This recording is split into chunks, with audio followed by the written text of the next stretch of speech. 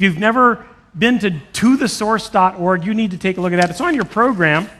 They're one of the sponsors, tothesource.org. I subscribe to their email announcements that come out. They're tremendous articles on key cultural issues. So thanks to them for helping to support this. Ready for action? All right then. The first opening statement will be Dinesh D'Souza for 15 minutes. You ready? Very good. I'm ready. Well, I am delighted and honored to be here.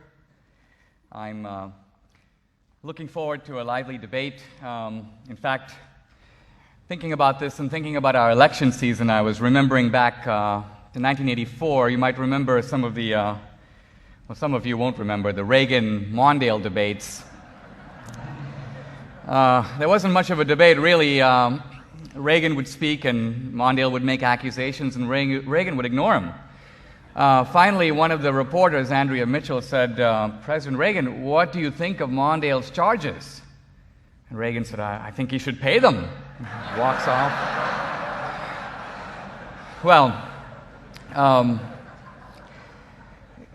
we sometimes have special occasions and weeks, Black History Month and so on. For me, this has been something I like to call Atheist Bashing Week, because I've actually been doing several debates this week, but it's culminating in this one. And I want to welcome Peter Singer, because in some ways I think that in making this case, he represents the sharpest, perhaps in some ways the deepest, certainly the most lucid, and in a very profound way the most consistent in arguing out the premises and the implications of atheism.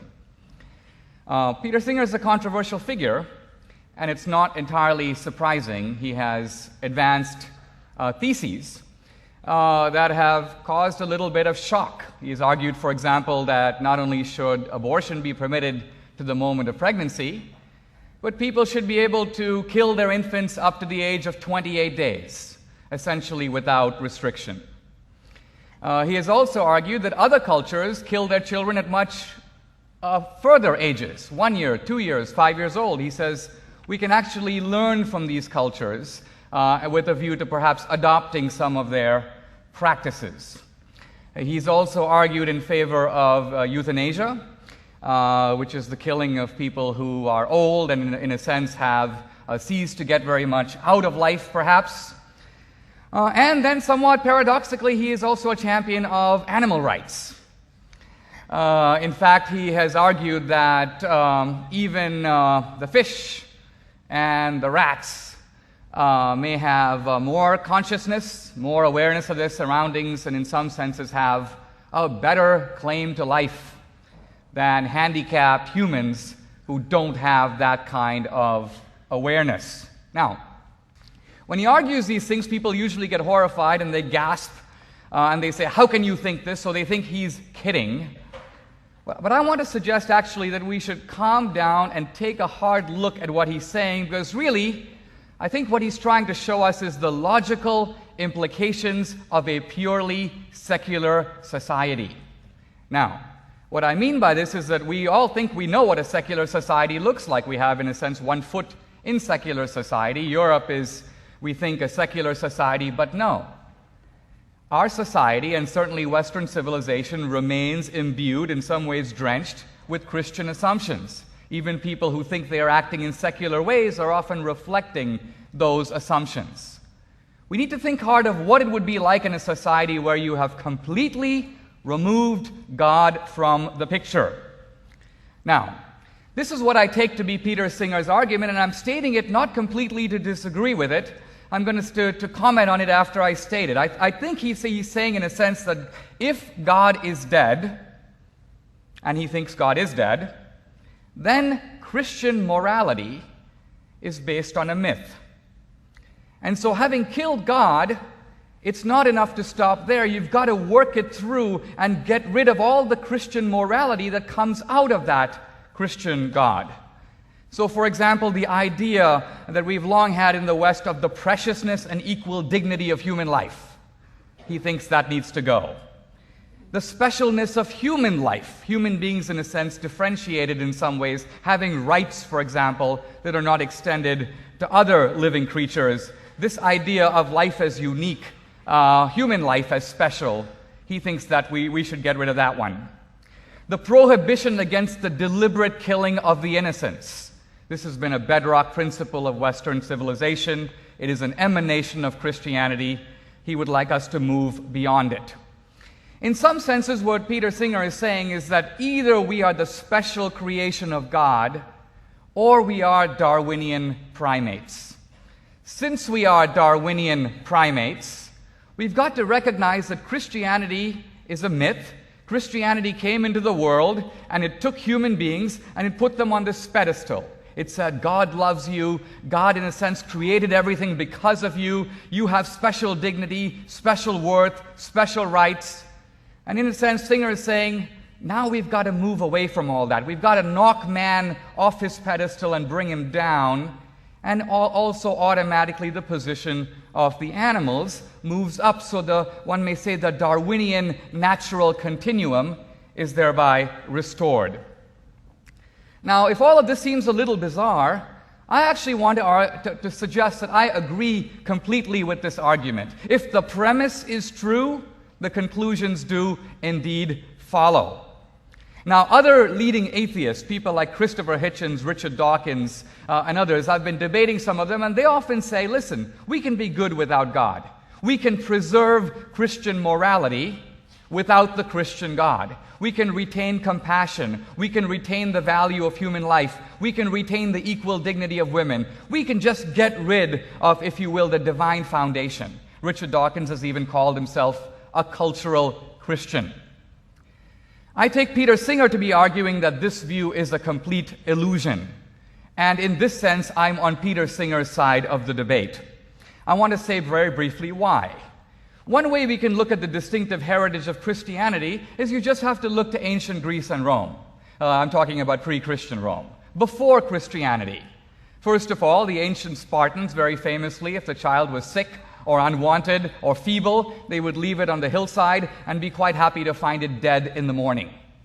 This is not actually so shocking. What is shocking is the great thinkers of ancient Greece, Plato, Aristotle, knew about this and viewed it with relative equanimity. Now, why? That's because the idea of the worth or sacredness of human life, this was simply not a big value in ancient Greece and Rome. Infanticide was, in fact, quite common in those societies. Slavery was very common in ancient Greece and Rome. And some people say, well, didn't it continue under Christianity? Well, not really. In fact, between the 3rd and the 10th centuries, slavery was eradicated from most of Europe. And then later, you had strong anti-slavery or abolition movements largely motivated by Christianity. The Quakers, the evangelical Christians, basically said if we are created equal in the eyes of God, a theological point, then no man has the right to rule another man without his consent. And this idea became the basis not only of anti-slavery or abolition, it also became the basis of democracy, which is based on the very same principle. No man has the right to rule another without consent. Or look at the idea of compassion. Aristotle makes a list of the virtues. Compassion does not appear on that list. In some ways, Aristotle saw it more as a vice. So compassion is a value that came into the world because of Christianity. In a sense, I take Peter Singer to be arguing that we need not so much to go forward as to go back to that kind of a pre-Christian world in which life is valued not so much for itself as an end in itself, but as a means, if you will, to Darwinian primates trying to make their way in the world. Now, I said earlier that we think we know about secular society, but in fact, historically, there have been very few secular societies, if any. But we have had great experiments in secularism in the last century, in the 20th century, where for the first time you had thinkers and leaders who tried to implement, you might say, secular utopia. Yes, I'm thinking, for example, of Mao in China. I'm thinking of Stalin in Russia. I'm thinking of the Nazi regime in Germany. But not just those three. I'm thinking of Pol Pot in Indochina, Enver Hoxha, Kim Jong-il, Fidel Castro. Numerous experiments to do what? In a sense, to create a new man and a new utopia liberated from the shackles of traditional religion and traditional morality. Now, some people like to say, well, what about the crimes of religion? But quite interestingly, the crimes of religion, even the crimes of radical Islam, are infinitesimal when compared to the crimes, one may say, of trying to create the atheist secular society. The Inquisition, for example, over a period of 350 years, managed to kill some 2,000 people. Pol Pot, in the space of 3 years, and he doesn't even make it into the top tier of atheists, he killed about 3 million people in the space of just a few years. Altogether, the atheist regimes have killed well in excess of 100 million people. So they have spilled an ocean of blood and a mountain of bodies, all done, we may say, to create this secular utopia. Now, my conclusion is that it is atheism and not religion that is really responsible for the mass murders of history. Now, Peter Singer, I think, will rightly say, listen, don't equate me with the Nazis, don't equate me with the communists, I'm not proposing the kind of stuff they did. And in a sense, he is quite right. The Nazi regime, the communists, this was state-sponsored murder. This was killing by the state. Peter Singer doesn't want killing by the state. He wants killing by the individual. In other words, he doesn't want the government to kill people. He wants you and me and him to make those decisions for ourselves. Against the communist and fascist alternative, you might say, of totalitarian genocide, he offers a very interesting democratic alternative: free market homicide. Now, Dostoevsky, a long time ago, said in The Brothers Karamazov, "If God is not, everything is permitted." I think what Dostoevsky meant by this is two things. One is, if you remove the idea of God from the world, there's no ultimate accountability. If you remove the idea of God from the world, there's no last judgment. There's not even the Hindu reincarnation in which you say to someone, you behave badly in this life, well, I guess we'll see you as a cockroach in the next one. If you remove the idea of God, you can get away with it if you aren't caught. And moreover, if you remove the idea of God, the other human being ceases to be God's creation, ceases to be in some way special, becomes, if you will, a means to our end. The philosopher Nietzsche contemplated this situation, and he made the following thought. He said, listen, there are many people in our society who want to eradicate God, but if you will, keep the other principles of Western civilization, the principle of abolition, the principle of the equal dignity of women, the principle of compassion, the value of human life. Nietzsche felt it was an illusion. It's not going to happen. It'll take a little time, but ultimately those values will erode, and we're going to see terrible massacres in their wake. We have seen those massacres. We don't have to theorize about them. They've already happened. In some ways, I think what Peter Singer is projecting is what a democratic society, what a free society would look if it adopted these atheist principles and applied them to our own given situation. I want to suggest that we should think carefully. We better think not just twice, but 3 times and maybe 4 before we go down that blood-stained road. If God is not, everything is indeed permitted. Thank you very much.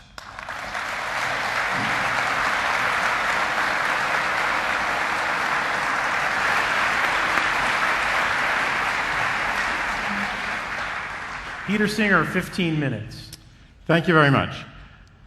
I'm not going to start by responding to the things that Dinesh D'Souza has said, because my understanding is that we're here to debate the existence of God, not the details of my ethical views. I'm very happy to defend them and perhaps correct some of the misinterpretations or false impressions that you might have received from what Dinesh D'Souza has said. But that's not the subject of our debate.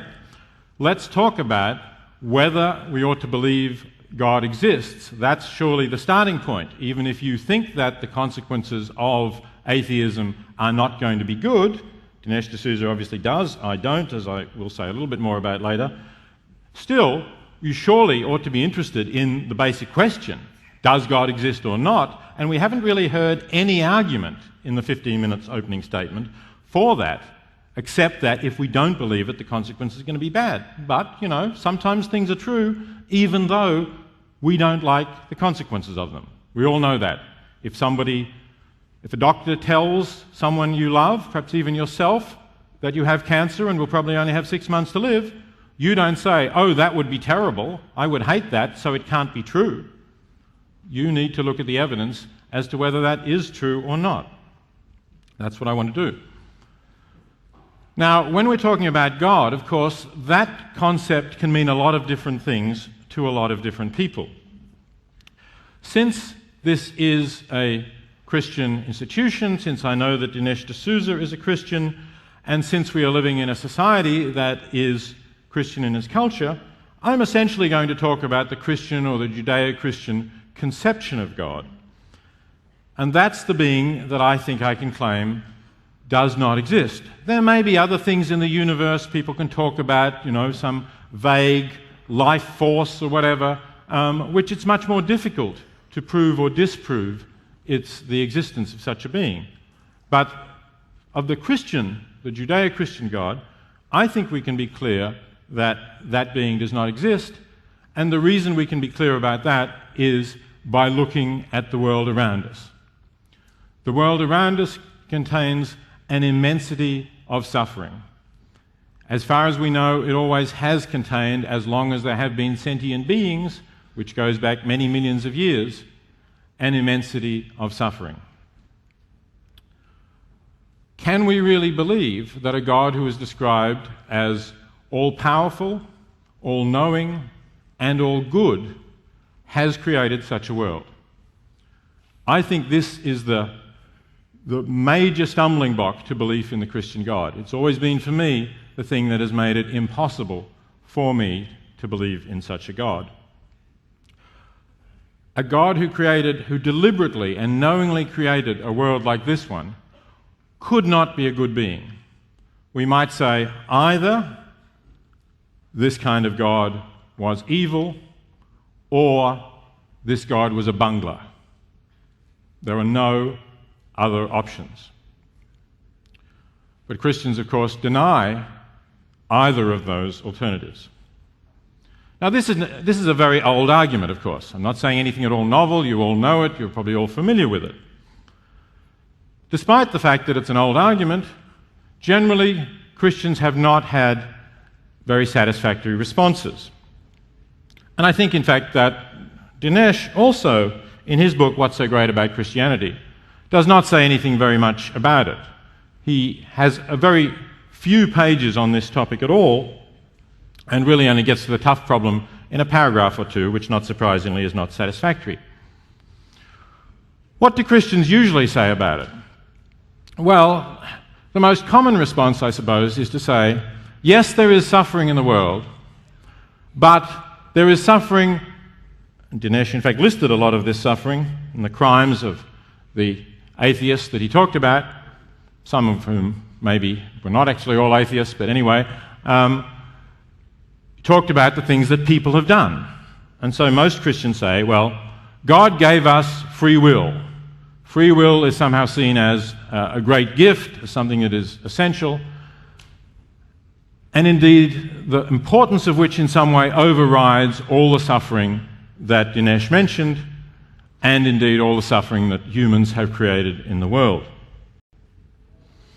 Now, I think we might question whether giving humans free will is worth it, given what many of them have done with their free will. But let's just leave that. Let's just accept that claim, if you like. Let's just accept that somehow it was so important that we should have free will, that God could give us free will knowing in advance that the Nazis would murder 6 million innocent people, that Stalin would murder 20 million innocent people, that Pol Pot would murder 20% of the population of his country, and so on and so forth. Let's assume that God nevertheless did that.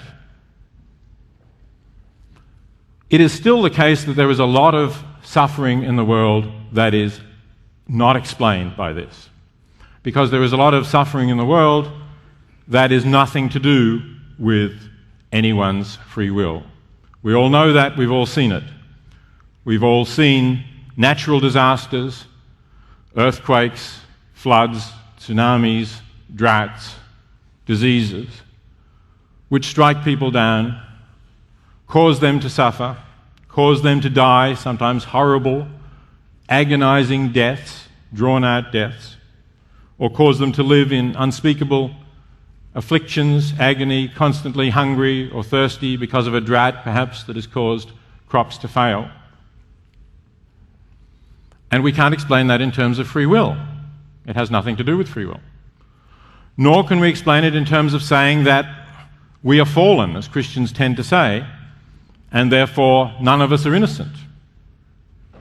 Because even if you believe that, and let me say, I think it would be a totally monstrous doctrine to believe that God would create a world in which, let's say, a 2-year-old child would die a slow and lingering death from hunger and thirst because that baby's alleged ancestors, Adam and Eve, sinned. Again, I would think that would be a monstrous God who could make a baby suffer for that reason. But even if you still think that, even if you still think that the suffering of that baby is somehow deserved because of original sin, what about the suffering of non-human animals? They also die slow, miserable deaths through droughts or hunger or disease or a variety of other causes. And not even Christians believe that they suffer from original sin. They're not descended from Adam. And that suffering has been going on even longer than human suffering because they've been sentient beings, sentient animals, for even longer. I think it's inexplicable on the Christian account of the world that animals should suffer in those ways. And I have to say, I could not possibly worship, I could not possibly revere a God who did that. If somehow it were proved to me that there is such a God, an all-powerful God, my attitude would have to be one of contempt and defiance, whatever it cost me. I think I would not have any integrity if I worshipped such a God simply because he was all-powerful when he was such a monster. Now again, of course, some Christians have been aware of all of this that I'm saying. What do they say? Well, actually, the only answer that seems to me even remotely to really answer the question was given by René Descartes, the 17th century French philosopher, who said, well, this is a big problem. This is a terrible problem, animal suffering, for belief in Christianity, but I have the answer. I can solve this problem which no one else can solve. And you know what his answer was? His answer was, animals don't suffer. They're just machines. He said, look, your clock makes a noise, but that doesn't mean it's conscious. It's just a machine. Animals are machines made by God. A bit more complicated, of course, because God made them, not just us. So the noises they make, the fact that they cry out or yelp or whine when they're hurt, doesn't mean that they suffer. They're just complicated machines. Well, if you can believe that, okay, you can get away from the problem of evil. But I don't think many people who live with a dog or a cat or know anything about animals could possibly believe that. And I don't think there's any other plausible solution to the problem of evil. Okay, let me just say a few more things in the time that I have remaining. If somehow I were to come to believe in God, I could still not possibly think that the account of Jesus as given by the Gospels is an account of a being who I would want to regard as part of God or the Son of God or whatever particular view of the Trinity you may hold. It seems to me clear that the Gospels present an image of a person who, firstly, was mistaken about the future, deeply mistaken about the second coming. It must be evident, I think, to anyone who reads the Gospels and takes them at all in their obvious face value meaning, that Jesus believed the second coming would occur in the lifetime of those, or some of those, to whom he was speaking. He says it on several occasions. You can find it in Mark and Matthew. I'm sure many of you will know the verses better than I do. That some of you here will not have tasted death before the coming. It didn't happen. Take it that's not news to any of you. It didn't happen. Paul also said something similar, clearly expected it to happen. It didn't happen. Christians have been saying it ever since. It didn't happen. Christians are still saying it. They're constantly setting new dates for when it's going to happen. It doesn't happen. Well, I'm not focusing on the current Christians, but Jesus clearly was mistaken about that. And if you want to take the gospel seriously, then I think you have to admit he was wrong. Of course, you could have some figurative interpretation of it. He didn't mean it literally. But once you do that, anything goes. Once you have those kind of metaphorical interpretations of the Gospels, we can all argue about the messages of the Gospels in a variety of different ways. Let me also say that I think the image of God given in the Old Testament is, if anything, considerably worse. The God in the Old Testament seems to quite openly embrace exactly the crimes that Dinesh accused atheists of carrying out, namely genocide. Have a look at Numbers 31, if you don't believe me. It's not something that's probably read regularly in church. But God tells Moses to strike against the Midianites, people whose women have been sleeping with some Israelites and have led them to worship the Midianite god. So the Israelites arm themselves, they go out, they attack the Midianites, they kill all the Midianite men, they carry off their cattle, they burn their villages, and then they bring the women and children back in front of Moses. And Moses, who's been instructed by God on what he should do, gets angry with them and says, "What? Did you spare the women? They're the ones who induced our Israelites to worship the false gods. So kill all the women who have known men," all the non-virgins, in other words. Kill them all. "And kill all the male children." Slaughter all the male children, who are completely innocent, obviously, small children. "The only ones you don't slaughter are the virgins. Them take for yourselves." That's what God instructs the Israelites to do. Can we seriously worship such a God if we believe in him? I think it's better to regard this as a kind of a myth, a fairy tale, national stories made up by a warring primitive tribe than the revealed Word of God. So now let me just say I'll make one point in response to what Dinesh said about morality, and I'll perhaps come back to it in a later rebuttal. Dinesh said that compassion came into the world because of Christianity. He's historically wrong. If you know anything at all about Buddhism, you will know that compassion is a basic principle. Compassion not only for humans, incidentally, but for all sentient beings, is a first principle of Buddhism. And if you know your history, you know that Buddhism existed about 500 years before Jesus. So compassion didn't come into the world because of Christianity. Christianity may have spread it in certain areas where Buddhism didn't. I'm not going to say that Christianity has been bad in every respect. It certainly hasn't. But we can certainly have compassionate atheists because, in fact, Buddhists don't believe in God. They are atheists in the strict sense of the term.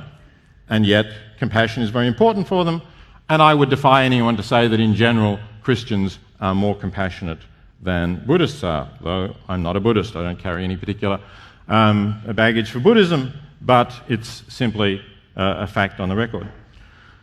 It's also interesting that despite the alleged moral virtues of Christianity, the United States does not seem to be a more virtuous nation than the more secular nations of Europe or Australia. Okay, just to finish my sentence. If you look, for example, the Times had an article just last week, the prison population of the United States. The United States has 5% of the world's population. It has 25% of the world's prisoners, inmates. I'll rest with that. Thank you very much.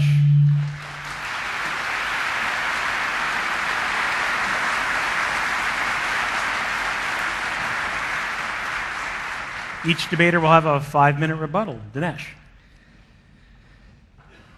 Well, on the issue of Buddhism, if there's a famine tomorrow in Rwanda, you'll notice something very interesting, which is to say the Western nations will rush to help, send volunteers, the churches will send food, Doctors Without Borders, there'll be people writing checks. You'll notice that in the other cultures of the world there's a relative indifference, including cultures that have been influenced by Buddhism. Buddhism, of course, rejected in the land of its birth, India, and for many centuries having a very thin imprint on the world. So compassion as a practical matter embedded itself in Western civilization. There was an idea of it in Buddhism, but it was not really taken up by anyone. Now, with regard to the business about, the evidence of God, I don't want this to be a debate of two ships passing in the night, so I'm going to offer a couple of quick arguments because I then want to address Peter Singer's specific claims about suffering. We know we live in a universe that had a beginning. Now, everything that has a beginning, every material thing that has a beginning, has a cause. What is the cause of the universe? What is the cause for which the universe is in effect? You might say, could it be a natural cause? No, because the universe encompasses all that is natural. If something caused the universe, it would have to be something non-natural or, to put it somewhat differently, supernatural. This would be my first argument for the existence of a designer. Second, a universe is, you may say, fine-tuned for life. And what I mean by this is that our universe, not just our planet, but our entire universe has to be as old as it is and as big as it is and have the precise numerical values it does. The electromagnetic force, the gravitational force, the strong nuclear force, the so-called electroweak force.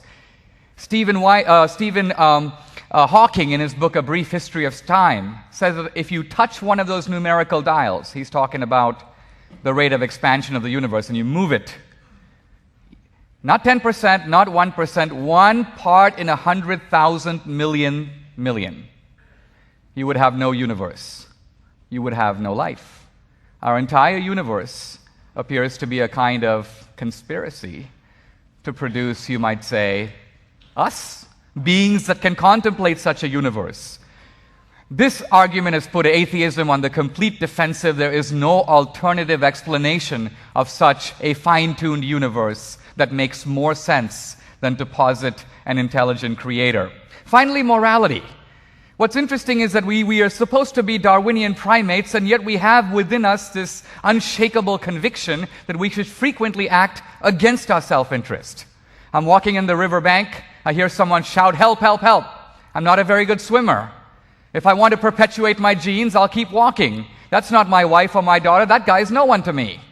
And yet if I keep walking, a little voice in my head says, "No, you really should try to help him, but I can't swim that well." This voice that we can't avoid, we all have it. In fact, if we don't have it, we're sociopaths or psychopaths. The person who has no morality, no conception of it. And this morality frequently militates against self-interest. It has no Darwinian explanation. Where does this objective morality come from? Where does the moral law derive from, if not from a moral lawgiver? Now, I want to say a couple of things about suffering. I won't be able to do full justice to it in the time I have, but I'm happy to come back to it.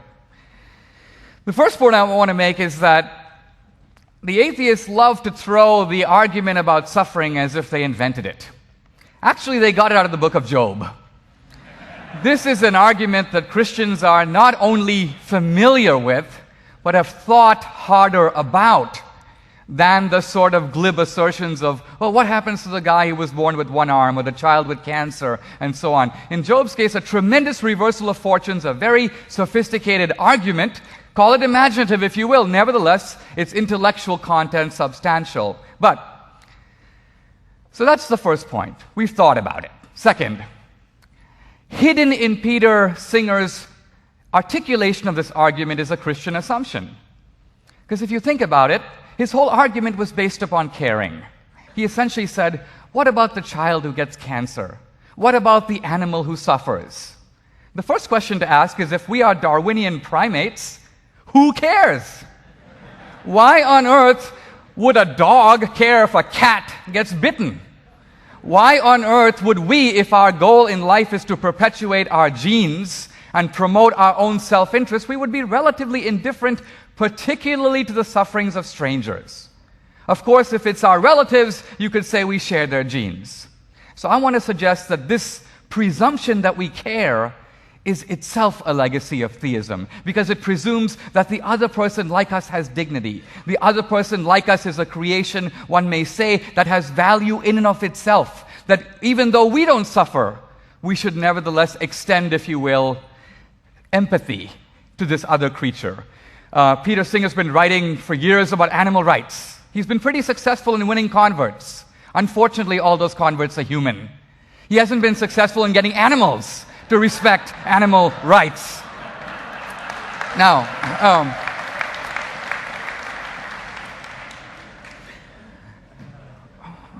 how am I doing on time?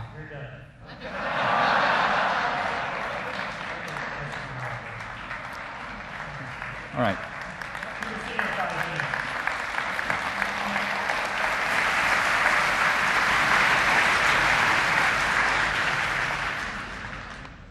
Okay, let me just say that last line about I haven't got animals converted, maybe it was good for a laugh and a hand. I think it's cheap, I have to say. I think it's seriously cheap.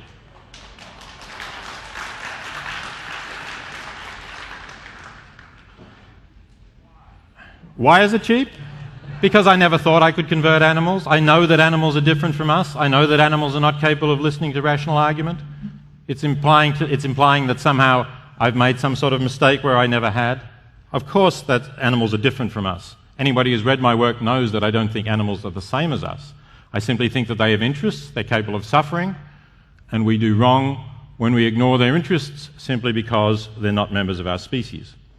It's also incidentally wrong to say that animals don't care. I think, again, anyone who knows dogs well will know that they do care about what happens to you. There's many anecdotes about many different species who care about their own kind and others. So caring is not part of theism. They're not theists.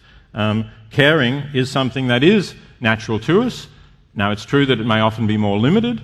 It may be true that since we are beings who have higher rational abilities, we can care more universally. Nothing in that's contrary to assumptions of Darwin or of evolution, that we are rational beings who can understand better than non-rational beings what it's like for someone in Rwanda to suffer. That's certainly true. There's nothing contrary to evolution or Darwin in that. And incidentally, when Dinesh says, well, the Christians will write checks and the Buddhists won't, I suspect that's a slur.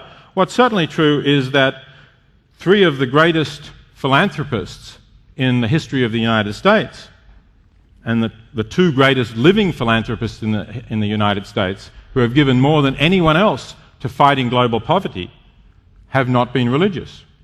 I'm talking about Bill Gates and Warren Buffett.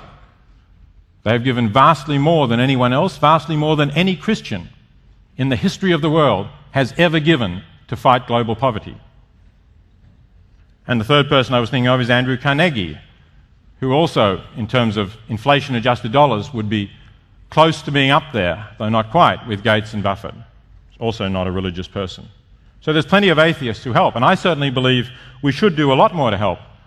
So a lot of my writings has talked about what we ought to be doing to help the hungry and the poor in the world. And I give a substantial portion of my income to do that. I dare say that I give more than 99% of Christians in this country give. And I know that many other people do as well. Now, look quickly at the arguments. It's not actually clear that our universe has a beginning. Dinesh says this, and he talks, of course, about the Big Bang. But if you really look at what a physicist says, physicists are really talking about the known or observable universe. If you talk to physicists who study the Big Bang, and I've talked to Professor Lyman Page at Princeton University, who is one of the greatest experts in this area. In fact, he's the one who, through measuring cosmic background radiation, has done more to precisely date the Big Bang than anyone else. And he will acknowledge that he's just talking about the universe that we observe now. He does not know, and science does not know, what happened before the Big Bang. But I think it's clear that there was a universe. It's hard to imagine nothing existing and the bang occurring out of nothing. And it's possible, as some have suggested, that there's a constant oscillation of expansion and collapse of the universe. So the universe may well, I would suggest probably has existed forever. And if it hasn't, of course, you have to say, Dinesh has to say, that God has existed forever. But that's just as implausible, just as difficult to imagine, I would say, as the universe existing forever. So there's certainly no favouring for a theistic view there. At best, it's a tie. The universe, the universe is supposed to be fine-tuned for life. Well, very briefly, not necessarily so. A lot of scientists think, again, Lyman Page thinks, that these claims that, like the one from Hawking that Dinesh quoted, are simply false. That you could vary these things quite a bit, and you would have perhaps different universes, but you would have universes capable of life. And of course, since we are here, we know that we live in a universe that is one capable of supporting life. Otherwise, we simply wouldn't be here to observe it. We'll leave it at that. Thank you.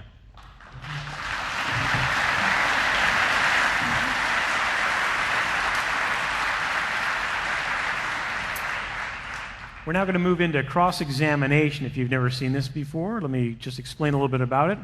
Each of the debaters will ask the other questions, and will rely on their gentlemanly attitudes to keep their responses to the point and short, and allow the other person to ask a question after they're finished answering. We will start as our usual pattern. Dinesh D'Souza, why don't you ask the first question in the section of cross-examination, and we'll go on for about 15 or 16 minutes with this. Let's begin. I want to come back to some of the themes I raised at the very beginning, because you've sort of ignored them, really, and move on to talk about suffering and other things. So let me ask you this question. Let's assume that society moved in the direction that you want. We're a secular society. We've eliminated the idea of God. And now someone proposes a law to deal with some of the people in our society who are physically and mentally handicapped. And the law basically says that if you've got people who are so handicapped that they don't have their full faculties, they can't live a very meaningful life, and they have no family, they have become dependent on the state. So the idea is to get those people together and give them all lethal injections. And this is a proposition that goes before the Supreme Court. They call you in to offer not just legal, but also ethical advice. Would you advise against this, and if so, why? Well, as you have described the law, I would advise against it, but you haven't described it very precisely. Because you've talked about people who are handicapped or intellectually disabled. You haven't said, for example, whether they are infants, Let's make it more precise. Let's take people who have Alzheimer's disease, who in a sense have no real comprehension of life. In that sense, they've lost, as you say, not only the ability to consciously enjoy the past, the present, they have no projection in the future. Let's say the proposal is lethal injection for all people with Alzheimer's who have no family. Are you for it or against it, and why? I'm against it, because people with Alzheimer's have had a period of life when they have been, like you and me, capable of deciding how they want to live and how they want to die.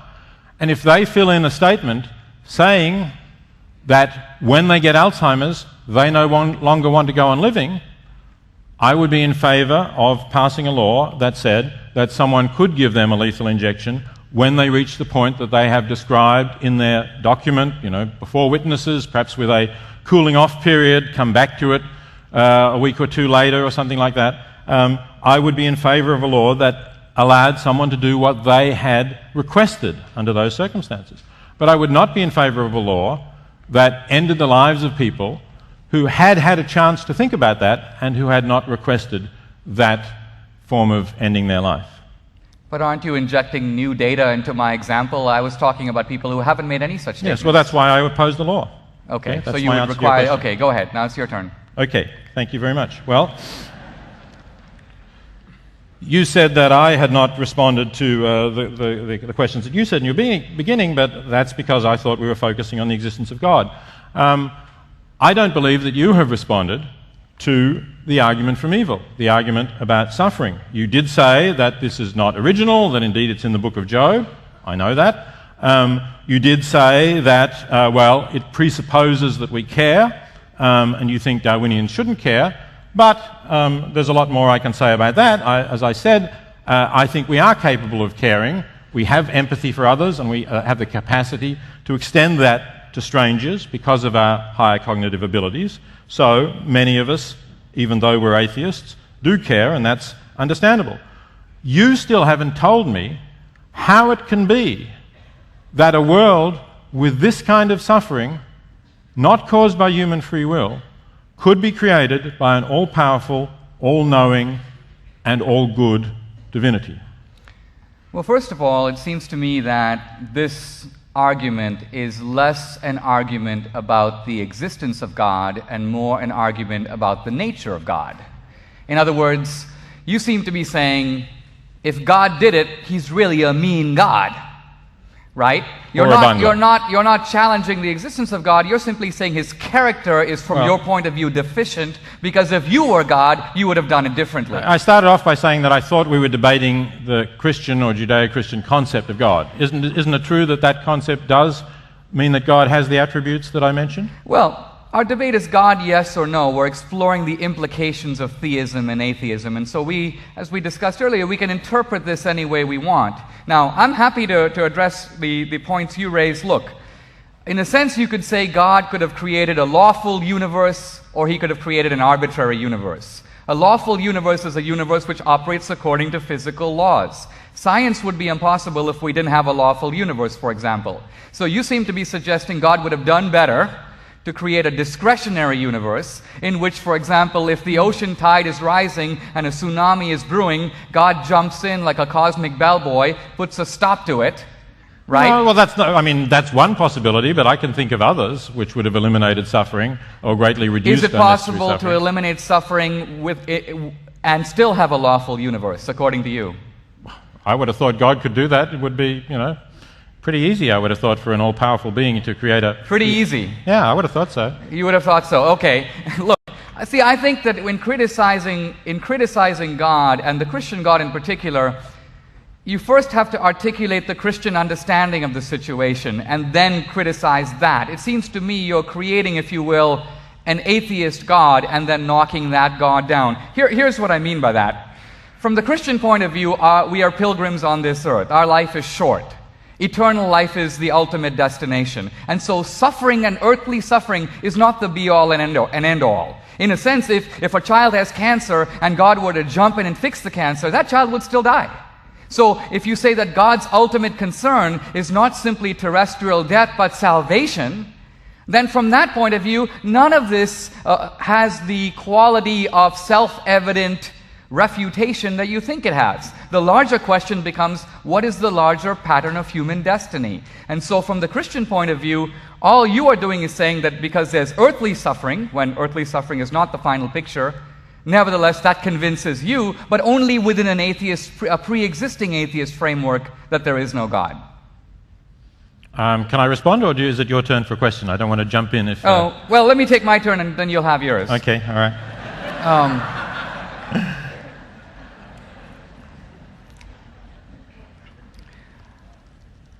I want I want to come back a little bit to Gates and Buffett and the Carnegies and so on. First of all, Carnegie, as you know, wrote very explicitly on Christianity. His book, The Gospel of Wealth, for example, talks specifically about stewardship, Christian responsibility. But even Gates and Buffett, are you denying that these men are a product of a Christian civilization, Christian education? Are you denying that the assumptions of Athens and Jerusalem are imbued in our culture so that even secular people would be exposed to them? Are you denying that in some senses modern philanthropy, which by the way is a real peculiarity of Western civilization, in many other cultures people accumulate enormous wealth and don't feel any obligation to give any of it away, let alone most of it away. So this impulse, I think, historically, philosophically, can't be understood divorced from its religious foundations, can it? Look, of course it's true that Buffett and Gates are the products of a Western civilization which has been dominated for the last 2,000 years by Christianity. You actually said, interestingly, Athens and Rome, and of course I think it's true that the influence of Athens, ancient Greece, has been important. And for Aristotle, magnanimity was a virtue. That is, and that includes, giving things away, being generous, is part of that. Not exactly Christian compassion. I would agree with you with that. It's a different conception. But it's nevertheless significant, I think, that these people, both of whom have said publicly that they don't really have a lot of time for religion, they're really not interested in it, have been the ones who have undoubtedly given most of the wealth. So I think it's clear that, though Christianity may have been a good influence in various ways, I'm not denying that, and some things of it are noble and should be picked up and preserved. It's clearly not necessary to be a believer to be among the greatest philanthropists of our time. If I can now come back to what you were saying about suffering, you said it's not the be-all and end-all, that's salvation. We only live here for a short time. Look, even if I were to accept that, I would still think it was a bad thing that there is this unnecessary suffering in the world, in these children dying painfully unnecessary, and most of us do believe that, because of course we do our best to stop it. So that suggests that we also think the world would be better without it. Yet, it's still there. But even if I were to give you that and say, okay, it doesn't matter for beings who have eternal salvation, you kept talking about humans. You have still not addressed the point that animals suffer too in this world. And I don't think you believe, or Christians believe, that they have an eternal life and have the prospect of salvation. So you still haven't explained why animals suffer in this world. Well, earlier you chided me, but the point I was trying to make is that animals are primarily responsible for the suffering of other animals, aren't they? No. In other words, no. You wouldn't say that, haven't you watched the Nature Channel? Yeah, it's interesting that the Nature Channel does not go somewhere where there's a drought, parts of southeastern Australia at the moment, where I come from, for example, and have long lingering shots of kangaroos who are dying of thirst because the creeks have dried up. Doesn't make good television. Well, look. Happens, though. You're talking about things being right and wrong, good and evil, and the point I was suggesting earlier is these concepts have no meaning in a Darwinian universe. This is the point I was getting at. The idea of objective good and objective evil presumes the existence of external morality, a standard by which you can confidently say, in the belief that all these people will agree with you, that there is such a thing as right and wrong. So even suffering, for all its mystery, seems to me in a certain way to be pointing to this unwavering standard, which is in a sense the product of God. In other words, the idea of an objective morality by which we judge. And here's another point I want to make. We see all this natural evil around us, and it seems to me that suffering is mainly not so much an intellectual problem as it is an emotional problem. If I lose my arm, it's not so much how did this happen, but rather how do I go on? If I lose a child, my biggest dilemma is what is the meaning of life? How can I keep living? It's ironic that for all the intellectual difficulties that one has in explaining suffering, when someone really suffers, a child has cancer, for example, or a mother loses a daughter, atheism has nothing to say to such a person, except things happen. On the other hand, the Christian, the theist, can address suffering, make suffering perhaps meaningful, offer the suffering person hope. in that sense, it seems to me that theism and Christianity is offering something that people can really benefit from, some consolation, some expectation about the future. Meanwhile, the atheist, in a sense, has got to say nothing but, this is the way things are. Live with it. Your question, I think. Earlier, you, in talking about the universe, you offered some rather vague speculations. I mean, there's been 100 years of scientific progress that has coalesced around the idea of the Big Bang, the universe, if you will, having had that primordial moment, not just, by the way, the beginning of matter, but also, if you will, space and time coming into existence. Now, here's what I want to say, and that is, isn't it the case that you said you've talked to a guy who's done some work on this, and you said it is possible to imagine. Christians are often accused of what you could call the God of the gaps. When you can't explain something, God did it. Aren't you resorting to what could be called the atheism of the gaps, in which if you can't explain something, you basically say, we'll explain later, science is figuring it out, go with the atheist assumption for now. In other words, to get rid of the simple explanation, God, you're basically waiting for atheism to kick in sometime in the future, aren't you? I don't understand why it would be a simpler explanation to say that the world was created by a divine being who has existed forever than it would be to say that the universe has existed forever. It seems to me that to say the universe has existed forever is a simpler explanation. Now, your argument was that the universe actually hasn't existed forever, that science says there was a Big Bang, and this in some way supports the creationist account of the universe. All I'm saying is that science doesn't say that. Science only says the observable universe began 13-point-something billion years ago, and with a kind of a bang, and has been expanding since. That's all it says, and that's all it can say. So I'm simply saying there is no argument here to believe that your hypothesis, that it was created by a divine being, is in any better shape than the hypothesis that it has always existed. Well, you just said that the observable universe is the universe we know. Are you saying that science can discern what occurs in unobservable universes? Obviously not. Exactly. So, in other words, what I'm saying is, in order to avoid the implication of God, in order to abolish one unobservable God, you're inventing one or multiple unobservable universes, aren't you? I'm not inventing it. I'm saying that it's a possibility that existed, just as it's a possibility that the God that you believe has existed. I'm simply saying there's no extra points for you on this side. Well, your turn. My question? Okay. Let me just say something about your claims about the crimes committed by atheists. I certainly agree. Terrible crimes have been committed by atheists. You'll get no argument from me there. But I think terrible crimes have been committed by theists as well. We are aware of some very recent crimes committed by theists, Islamic rather than Christian theists. But that's certainly the result of strong religious faith. And I think it shows the dangers of strong religious faith in terms of what it can lead people to do. If we're adding up the numbers, the Inquisition may not have been big numbers. I think there are larger numbers that Christians have been responsible for destroying and enslaving. If you look at, for example, the Christians who conquered Mexico and Peru and the brutalities that they carried out and the ways they... this is not my time, I take it. This is our time that's up, is it? I'll just finish this question, and if we get... I think Dinesh should have a chance to answer. Right, okay, good. I think there are other large numbers of atrocities they've committed, and of course Christians have supported slavery historically. But let me just say one thing briefly then about the Nazis.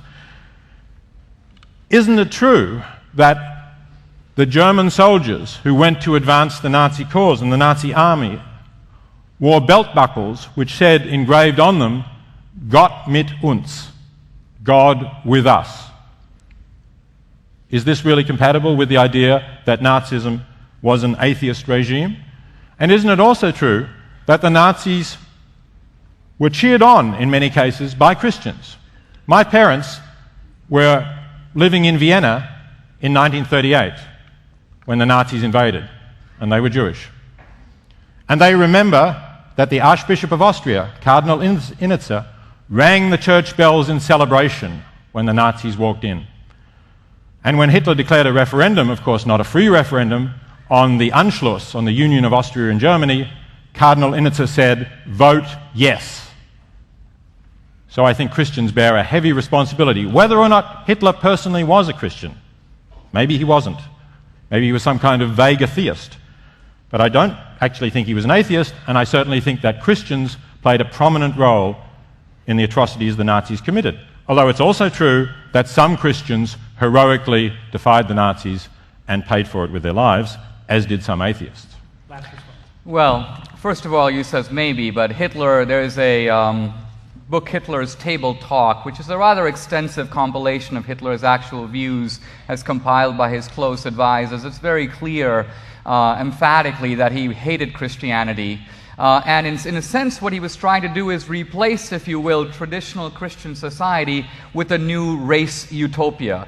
The leading figures around Hitler, Himmler, Goebbels, and so on, were rabid atheists. Now, in the early 30s, Hitler wanted to win the support of the Catholic Church in Bavaria and the Lutheran churches in Germany, and so he invented a sort of Aryan Christ, a Christ, if you will, who would take his ultimate revenge on the Jews who killed him. But this was not successful. The churches repudiated him, and then it's well documented in a whole series of books by Evans and others that Hitler, once he came to power, set himself the clear goal of destroying the churches in Germany. So if you're saying, was the church a collaborator of Hitler? In general, no. As you point out, many Christians were strongly opposed to him, and the Nazi ideology itself was secular and racial.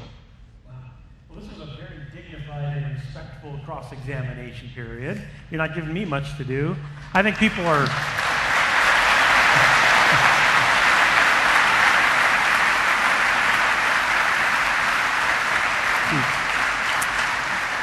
See, they paid $10. They want to see a little Jerry Springer action here.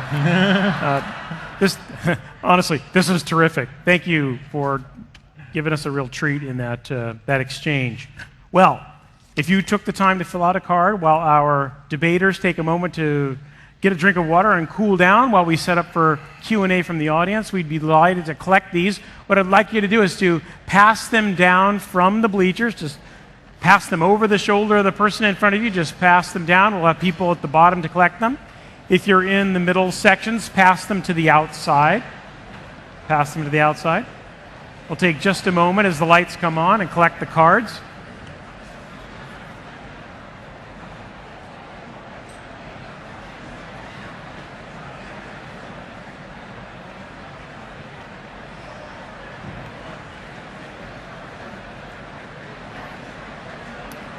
Pass the cards down and out.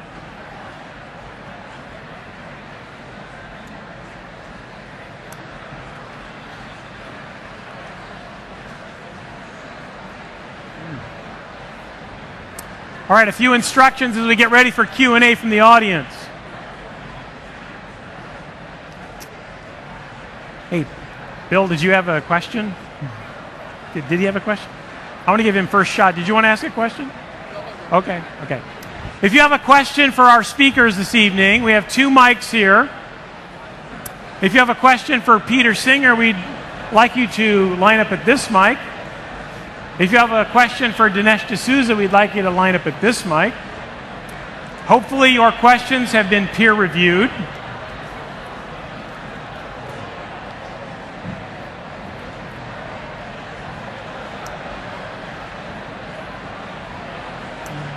Pass in your card. Thank you so much for passing those in.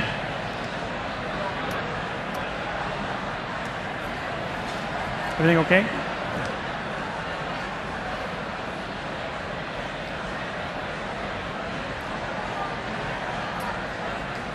All right, we're going to start audience Q&A. We'd like to hear the first question for Dinesh D'Souza, which will come from this microphone. Y'all ready? You have a peer-reviewed question ready. Singer on that side. Are you prepared? Okay. Yeah, that's okay. Keep the questions brief, and you're going to ask one of Dinesh D'Souza. All right. Here we go, folks. First question for Dinesh D'Souza right here. Hello. If you believe in the designer of the universe, then the designer must be more complex than the universe. Should the designer have either matter or energy to design the universe? And if it does, should it be easily seen? If so, why don't we see it? Or do you think it is simply invisible, or transcendent, or even of another dimension? Well, the argument I made is that material objects that have an origin, a beginning, require a cause. Now, that cause can be material or immaterial. But in the case of the universe, we can't posit a material cause because the universe encompasses all material reality. That is the definition of the universe. So the cause of a universe must necessarily be immaterial.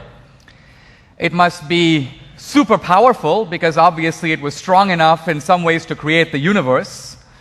And so one can infer from the universe that we see in front of us some of the attributes.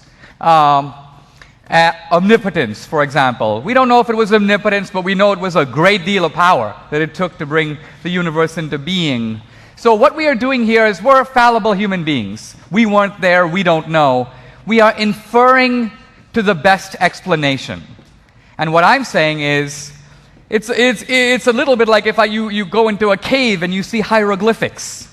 You may not know what those mean, but you can infer that someone did those.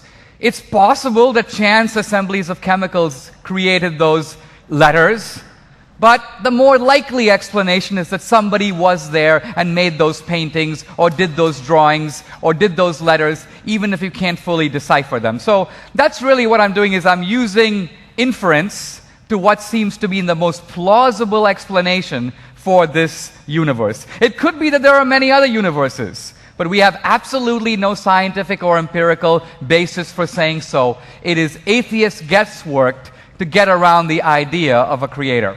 Can I follow that up? No. 1 minute response from Peter Singer, if you'd like. Oh, I won't respond to that. I mean, I think the questioner made the Peter point. Singer. Peter, thanks again. Really helped me with some insights. Something that came up at a couple points in the debate was the notion of morality and caring. And at a number of times, I think you said that a human with higher intellect had the ability to empathize and be compassionate. And I'm wondering if, in fact, we live in a godless universe and we are products of a Darwinian process, what is the basis for compassion? So if we live in a godless universe, what is the basis of compassion? Well, one could give two different answers to that, really, I think, and both are possible. One is simply that we have evolved to have compassion, that we are empathetic beings, perhaps because we're social beings, and we do better by actually caring for each other. So because of that, we emotionally do care, and I think there's a lot of psychological evidence about that. But we could also argue, and I think this is the answer to Dinesh's claim that there can be no objective morality without God, we could also argue that it's because we're capable of reasoning, that we're capable of seeing that the interests of others are like our own.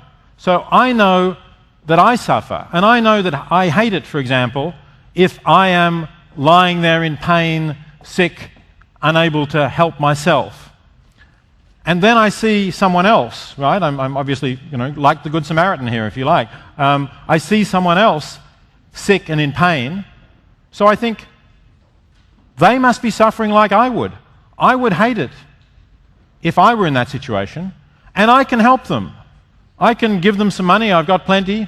I can take them to the inn or whatever it might be, and I can help them at little cost to myself. Why shouldn't I do that? I don't think you need to believe in God to take that view. I think you can simply take that view because we are rational beings capable of putting ourselves in the position of others. Now, for thought briefly, number one, if we are rational beings, we might be able to see that the other person is suffering like we do, but it doesn't explain for one moment why we would care about that. That is the added ingredient that is being smuggled in here. Second point is there's a huge Darwinian scholarship on morality, and much of it basically says that morality is a form of disguised selfishness. So a mother who jumps into a burning car, for example, to save her 2 children, she might seem to be noble, but she's really doing it because those children share her genes. So the compassion, the fellow feeling, has a hidden genetic agenda. By saving the children, the genes make their way into the next generation. But this does not explain the main thrust of what Peter Singer has been saying, which is compassion for strangers. If I get up to give my seat in a bus to a woman who's 85 years old, it's not because I'm cunningly calculating that the next week I want her seat. I get nothing out of it. If you give blood, if you're a soldier willing to die for your country, these are acts of sacrifice and altruism that run against your selfish perpetuation of your genes. They have no good Darwinian explanation. Thank you very much. A question for Dinesh D'Souza. This might actually be a question for both of you. You both seem to use evidence to argue for your respective contrary views.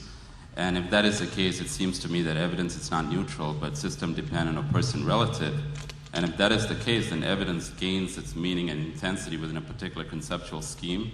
And if that is true, is in one position just as good as the other? Dinesh, you could start.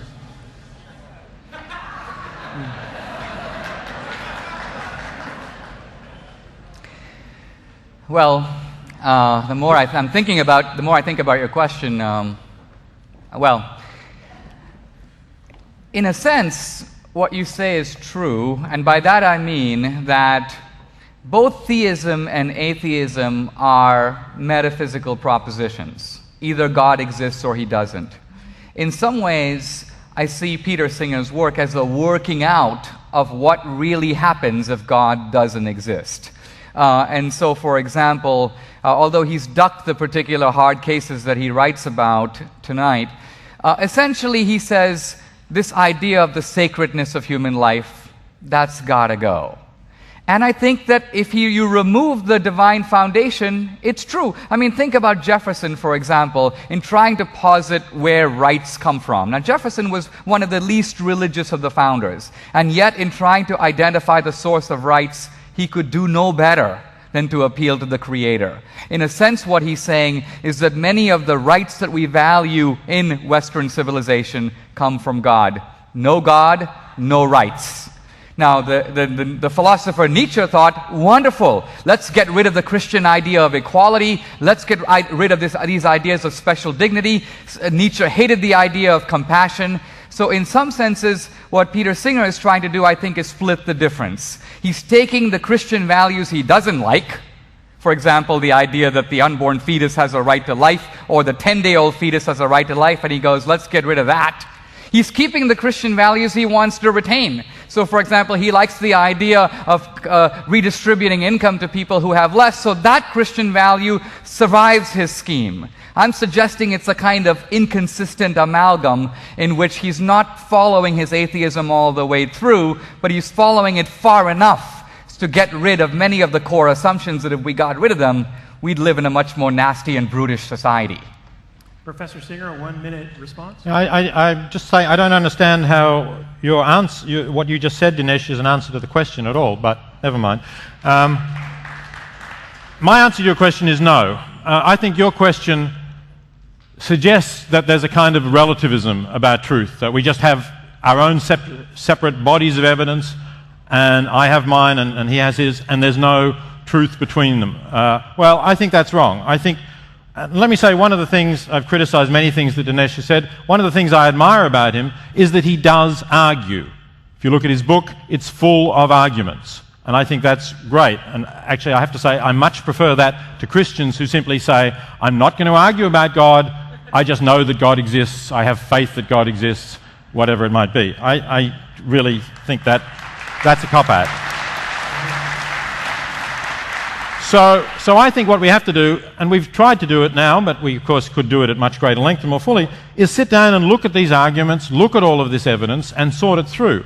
And I believe that because, as I've been saying, we're rational beings, we could then get somewhere. Thank you. Very good. Before you ask your question, I'm going to give away 3 prizes, 2 books by Singer and 1 by D'Souza.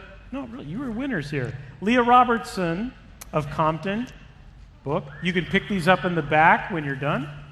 Leah Robertson of Compton. It's okay, you can whoop if you win one. Carl Steeves of Campbell.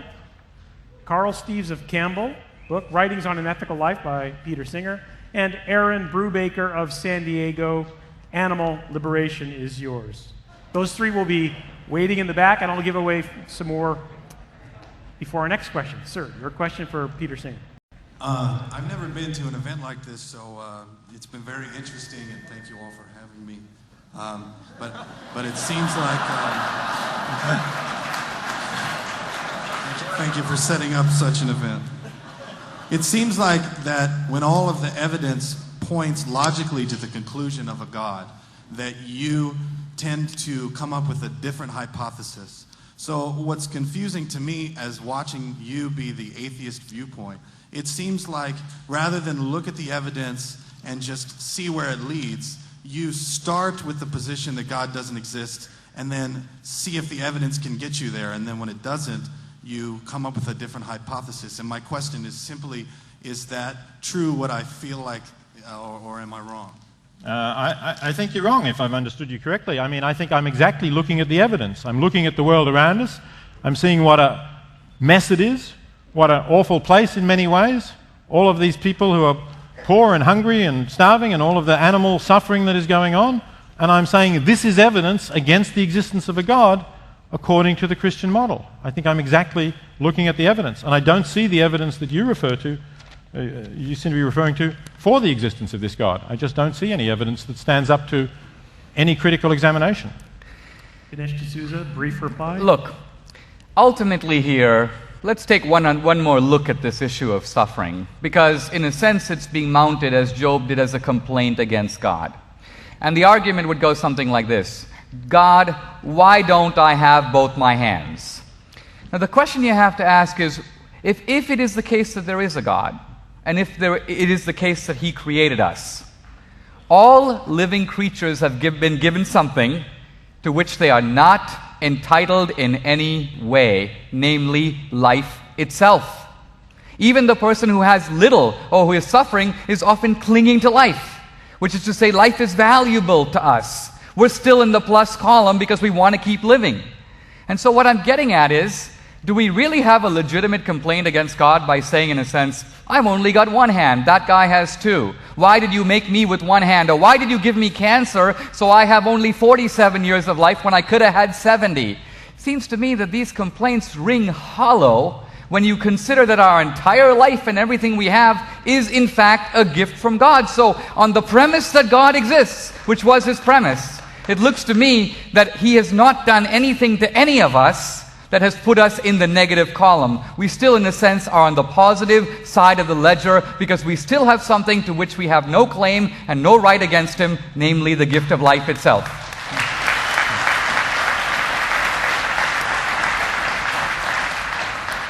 Sorry, but I can't resist saying on this argument, a baby who's damaged because her mother took cocaine during pregnancy has no complaints at all too.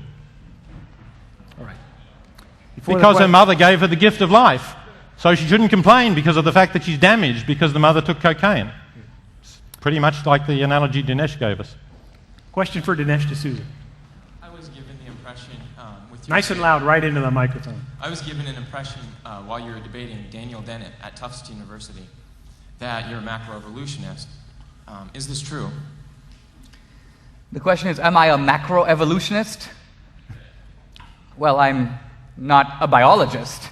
But I can say what I think about it, and that is, look, I think that in some ways, look, I don't have a problem with macroevolution. It seems to me that if the dachshund and the Saint Bernard, 2 species of dog, could have a common ancestor, it's possible that the dog and the wolf could have a common ancestor, even if they are separate and distinct species. But here's the point I want to make. It's not that I object to macroevolution, but what I object to is the fact that there are many people who take legitimate biological science and they smuggle atheist assumptions into it. There's a difference between evolution, which I don't have a problem with, and metaphysical Darwinism, which is atheism riding under the banner of science. So what often happens is you'll have a reasonable statement about the fossil record, and then someone will jump to this. And therefore we conclude that Darwin has shown that you can have the appearance of design without a designer. Here I'm quoting Richard Dawkins. Or that this has rendered the possibility of a God superfluous. There's a lot in Peter Singer's own writing that's of this ilk. And it seems to me that it's an attempt to illegitimately use the moral prestige of science, which has a lot of prestige in our society, to ultimately push an atheist agenda. No, actually, we're going to move on. Brief reply by Peter Singer. Yes, I'm glad that Dinesh acknowledges that evolution is the best explanation of how we've come to be how we are. I don't agree that it necessarily, that there is a kind of this metaphysical atheism. I think that evolution does undermine one important argument for the existence of God, which people believed before we had evolution, and that is the argument from design, that things fit together in such a way that they had to be designed. Evolution shows that that's not true, and as Dinesh says in his book, it's amply supported by the fact that looking at all of the fossil record, we never find one of the earlier forms of life in a later strata of rocks. For example, we don't find humans with dinosaurs in the same strata of rocks. So it's amply supported, and it does undermine one of the traditional arguments for the existence of God. It's not incompatible with the existence of God, but it is incompatible perhaps with a literal understanding of of the opening of Genesis. Before we go to the next question, 2 prizes. My book goes to Jonathan Bates, La Mirada, Jonathan Bates, La Mirada, and a subscription to Philosophia Christi, our journal, Robert Stevenson of Fullerton. Sir, your question. I propose a scenario whereby all suffering is due to crimes committed in a prior life. In my scenario, that suffering is corrective in nature and therefore good and not bad. So how is it, in the absence of an objective moral standard against which you and I can measure our views, your view would be qualitatively superior to my view? Well, if your suggestion is that you believe in reincarnation and that the reason that a kangaroo dies slowly of thirst in the drought is that in a prior life this kangaroo was Hitler or someone like that, I have to say I just find this completely incredible. Well, I can't see any reason for believing that, and I don't even understand what it would be like to punish Hitler by making a kangaroo suffer in a drought. Would you like to respond? Well, I think the sort of flippancy of that answer shows that you're missing one of the great themes of all the great religions of the world, which is the belief in cosmic justice. In other words, we all live in a world where things are unfair. Often the bad guy ends up on top, the good guy comes to grief.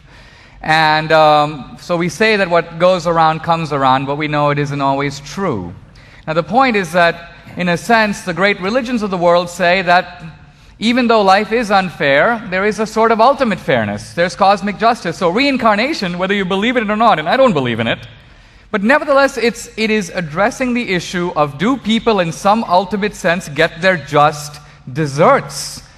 Christianity agrees with that and calls it the last judgment. So I think, in a sense, we are trying to speculate about something that is outside the bounds of human experience.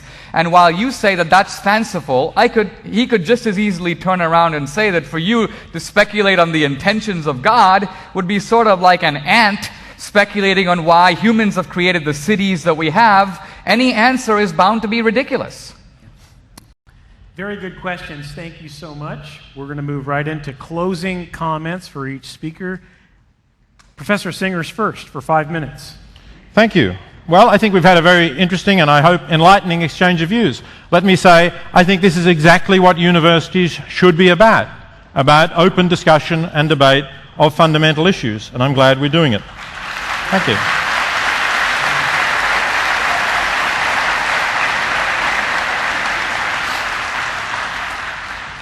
Let me also mention one other argument about relativism, about religion and theism, which I wanted to mention in my opening statement but ran out of time. It seems to me another powerful argument against any particular religion, including Christianity, including monotheism, is that if we look at the facts sociologically, we know that the probability of being a Christian, a believing Christian, is overwhelmingly greater if you were the child of Christian parents and or grew up in a Christian society. And had you been the child of Muslim parents growing up in Saudi Arabia, it's overwhelmingly likely that you would have been a Muslim. And we can say the same about other religions. This, I think, makes it more difficult to believe. Not impossible, but makes it more difficult to believe, to be confident of your belief in any particular religion. Because it seems that sociological factors have such a powerful influence rather than simply looking at the evidence and the argument and coming to the conclusion that one religion is true or the other. Let me just briefly run through a couple of other things that I don't think Dinesh has responded to at all. He hasn't responded to my criticisms of the God revealed through the Bible, either of the genocidal divinity of the Old Testament. Say, for example, it's only one of several examples of Numbers 31. He hasn't responded to the question as to whether Jesus actually got it wrong about the second coming, or whether we have to interpret the Gospels so metaphorically that we can't really have any more sense of what their literal truth is. Let me also say that Dinesh has on many occasions, in fact, right from his opening statements about morality and what would happen if we were godless, through to his arguments about suffering, where he says, well, at least the theist can console the sufferer and say, well, this life is not the only thing that there is, and give them hope of eternal life after death and so on, that this is perhaps, again, an explanation for the prevalence of religion. An explanation because it offers us comfort in a universe that does perhaps appear to many people to be bleak, especially if you've been brought up with the belief that the universe has some kind of overarching purpose and we're going to live eternally and so on. It can seem bleak to say, no, there really is no overarching purpose to it, it just exists, and we are mortal. We're going to be on this earth for 10 or 20 or 50 or 70 or 80 or, if we're very lucky, 100 years, but that's really going to be it. That's all there is. After that, the body dies and consciousness does not survive. I can easily understand why people find it consoling to believe that that is not true, but that should not be a reason for you to believe it to be true. We can't just shape the universe in accordance with our wishes and desires. We can tell ourselves all sorts of fairy stories in that way. I think we have to look at the universe as it is. And although it may appear bleak, I think it's still a fascinating place, a place in which we can have our own purposes. There's no, as I said, no overarching purpose to its creation, but we can still feel we are here in the universe. There are many things we can do. Things, of course, we can do things that we enjoy, but we can also find purpose in trying to reduce the amount of suffering that exists in the world, which, as I've said, both atheists and Christians do, and we can feel that if we have, by the time we die, by the time we reach the end of however many years it is, we have left the world a somewhat better place than it would have been if we'd not lived, then at least perhaps we can die with some sense of fulfillment and satisfaction because we have done that. And for me, I have to say, that's enough, and that's all that I can believe in. Thank you.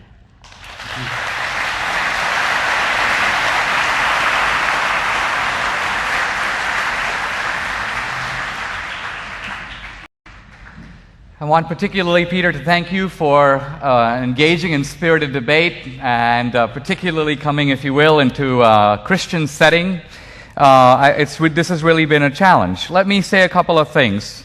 There are, first of all, a few things that you didn't answer that I raised earlier. For example, this idea that we should be able to snuff out our children's lives up to the age of 28 days.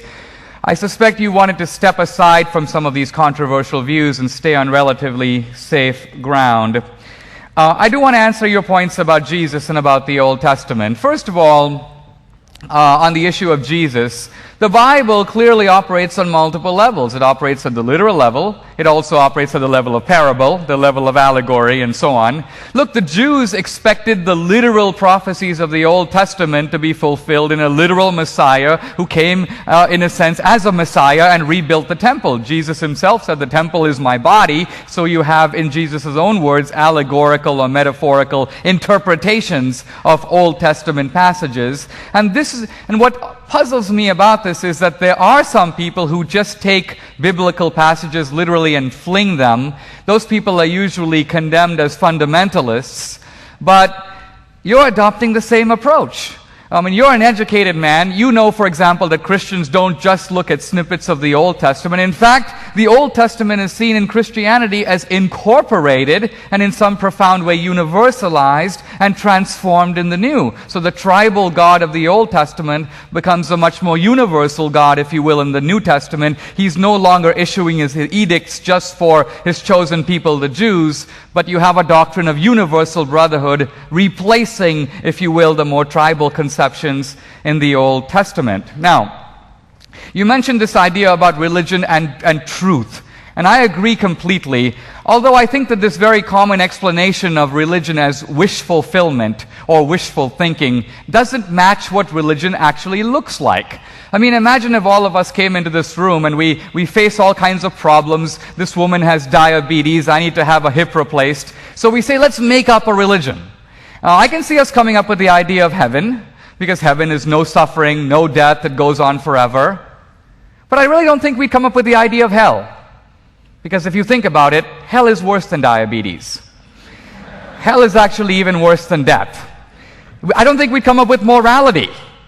Christian morality doesn't make our life easier. If someone proposed, let's have these 10 commandments, I would strike out 3 myself.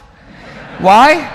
Because if we're trying to make life easy and wishful, why would we want thou shalt not do this and thou shalt not do that, and so on? Now, I think your strongest point was this idea that, hey, our religion is a function of where we're born. If you were born in Saudi Arabia, you'd be a Muslim, and so on. I think this is in philosophy called the genetic fallacy. The genetic fallacy is the fallacy of saying, because if you were born over there, you would think this, therefore that belief is wrong. For example, I could say, that if you were born, for example, in a remote village, you might never have heard of democracy. You might not know that E equals MC square. That may be true, but it has nothing to do with whether or not E equals MC square is true or not.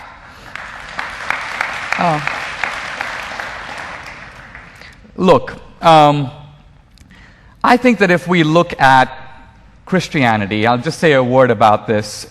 I think if we look at what religion does in the world, and is it true, you can look at it in some ways with secular eyes. Human beings are down here, but we have within us this idea of perfection, this idea of goodness. So we operate on the human level, but we can, in some senses, we long for this perfection that is, if you will, the divine level up here, perfection. And I see different religions as efforts to construct ladders from here, the human level, to the divine level. Judaism and Islam are ways of building ladders with codes and rules and diets and pray 5 times a day, go to Mecca, and so on. Well, the Christian idea is simply based on the very anthropological observation that, look, it's very unlikely that we human beings, flawed as we are, will be able to reach those heights, no matter how hard we try. If there is a bridging, if you will, between the level of man and the level of God, it's going to have to come not by human beings climbing higher, but by God reaching down. God has to, in some sense, condescend to the human level. That's the only way that this chasm can be closed. So, quite apart from biblical faith, what I'm saying is, does this make sense to you as a description for how religion could be true? In other words, if God is going to, if you reach down to man, he would have to do it in some way, the incarnation or Christ. is, if you will, God's way of coming down to the human level. I want to make a final observation about all this, and that is, it's not just a matter of what is true. We've talked about that. We've gone back on the arguments back and forth. But in some ways, some of the questions we face, like, is there another life? We're never going to know the final answer to it. In some senses, the question for Peter Singer is, what kind of evidence would make you believe? We are in the position of a man who has dated a woman for 5 years and is now deciding whether to propose marriage. Now, in a sense, he could say, you know what, I'm waiting for the data. I want to know what life over the next 40 years is going to be like with this woman. You'll never know. If you say, I'm going to be an agnostic, I'm going to wait for the data to come in, she'll marry someone else or you will both be dead. We have to go with what we do know. So as fallible human beings making sense in the world, it seems to me that when we look at this universe out there, when we look at this morality in here, the best explanation for it is that we are created human beings, created by God, and if we believe that, what follows is a kinder, a gentler, a more humane universe. It doesn't only make sense, it also makes our lives better. Thank you very much. Thank you.